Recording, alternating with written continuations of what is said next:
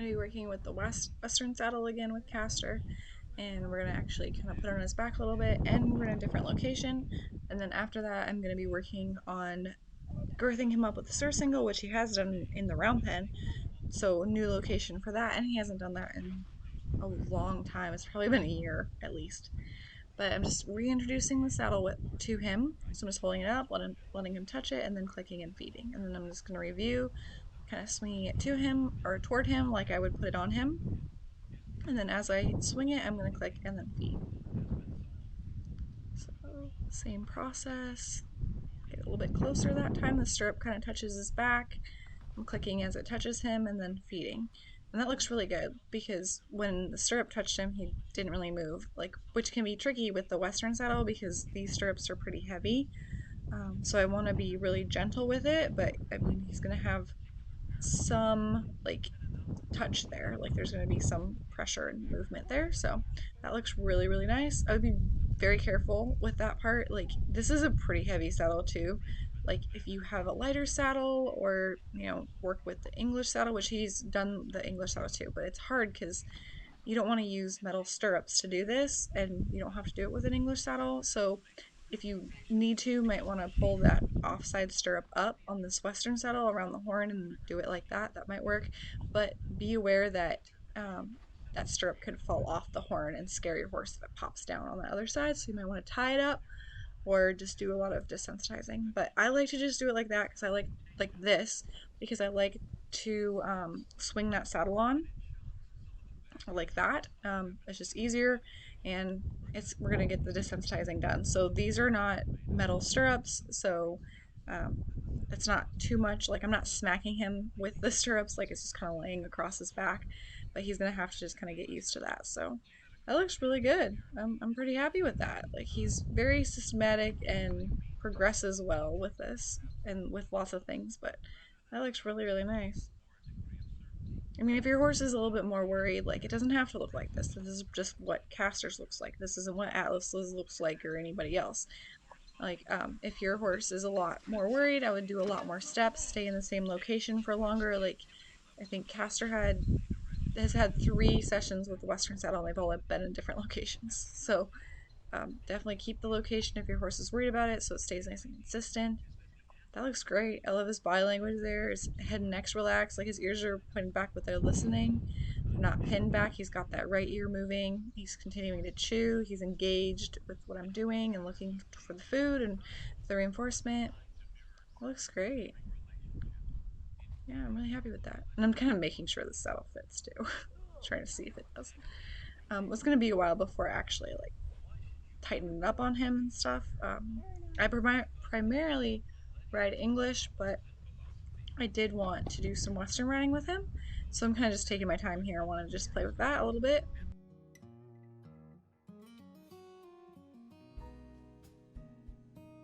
Fill up my feed pouch, and I'm just rewarding him for standing and waiting while I was doing that.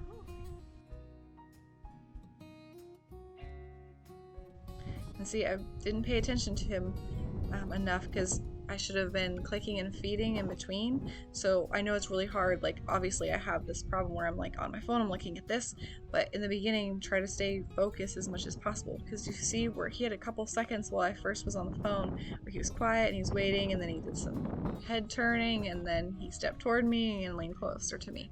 So I've taught him those behaviors which frustrate me, where he's moving and head turning and getting closer to me, because I've then like done something else. So I'll present the target and move him out of the way, or I'll have it back up and then it gets reinforcement. So I'm the problem here. So be very careful. Like, it's not like negative reinforcement where you can just ask him to do something and then let him sit, because leaving him alone for a horse trained with negative reinforcement is, they're not necessarily a reward, but they're a release of pressure, so they don't have to do anything. It's different with clicker training. You need to train that stay and stand behavior in. So that's really important. That's a good example of that. But I'm just reintroducing the pad and the half pad and the surcingle. He's had the pad on. He hasn't had the surcingle on in a little bit, or he had it on, but it wasn't girthed. So I'm just kind of getting everything sorted out, rewarding him for having this stuff on and standing nicely. And I like to use the half pad because it's this is just like the outside is a regular half pad, but inside is two foam inserts, so like one on either side, and then it has a little space. So I like using the half pad when he's wearing the surcingle for like a longer period of time, just so it kind of, the half pad makes a little bit of a bridge over his spine so it's not laying on it. And the surcingle does have some padding on either side, but I like using the half pad with the surcingle specifically. So that's why I'm using that. I'm just getting my girth sorted out here and figuring out what hole it was on for him. I just didn't want my pads to blow off while I did that.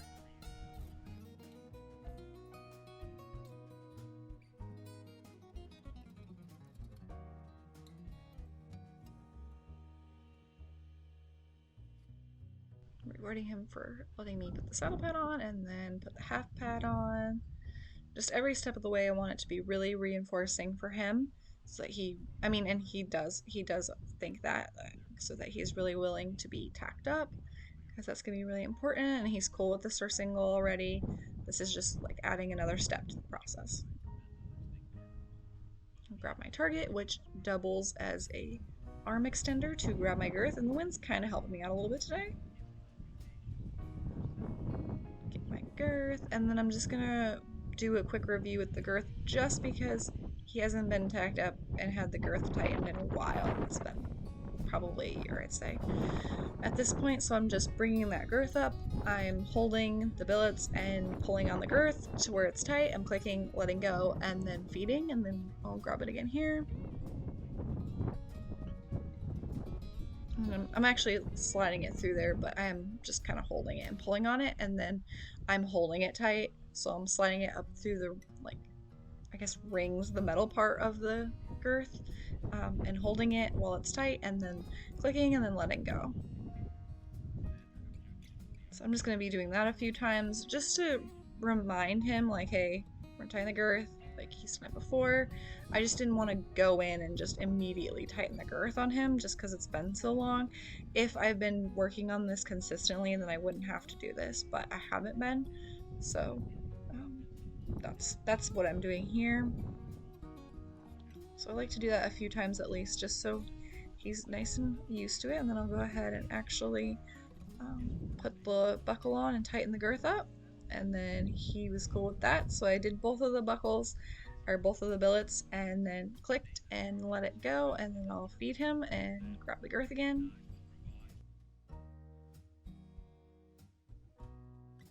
And I want it to be tight, but not super tight, so I want it tight enough to where like nothing's gonna turn and like scare him, but I don't want it too tight either, so.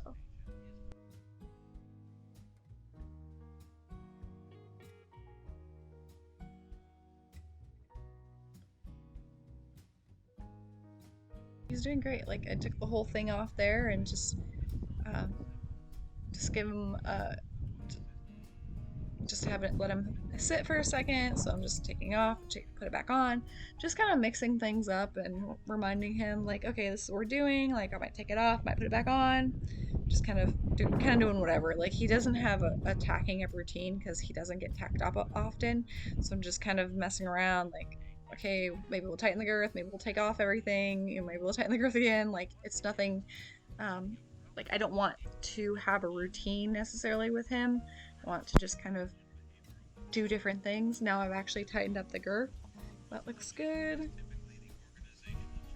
And I'm just gonna give him a little bit of a jackpot and take it off. That looks great. So now I've increased the amount of time that the girth is tight because I left it tight while I fed him, and I'll take it off.